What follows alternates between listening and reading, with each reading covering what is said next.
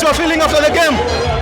It was very intense, but at least Man United today turned up to the game, but we contained them. Saliba was superb, and at least they tried to get us through the counter-attacks, but the most important thing was that we were able to contain them. We had some few chances. Garnacho tried to coming through the left side with Ben White, but the most important thing that we were able to be resilient, we were able to manage a clean sheet, and finally we won. It's very difficult when you score first half goal, and you have to maintain that for the whole game. Yeah.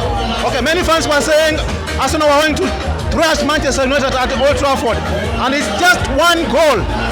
What do you think went wrong with Arsenal?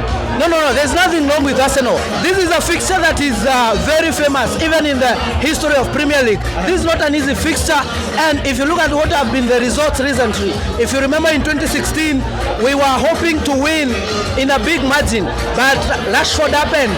Very newly promoted player, 2 goals against Koscielny. So this is nothing new to us. We expected a very difficult fixture, and at least we managed to win. That was the most important thing.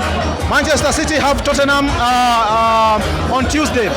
What do you think is going to happen?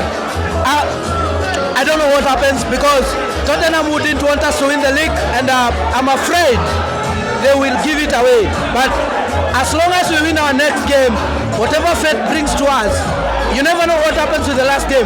But for Tottenham, I really don't care about the results, because they are the smallest team in London. We don't care much about them, so we don't care. We really don't care what they get against Man City. With Arsenal, who do you think is the man of the match? I would give it to Kai Havertz. Kai Havertz, because if you look at his movements on off the ball, the assists, everything he did today, it was like superb. Nobody speaks much about Kai Havertz, but if you watch game keenly, you will realize that his contribution to the game. So he was man of the match for me. And to my final question, do you still believe Arsenal can win it? Absolutely.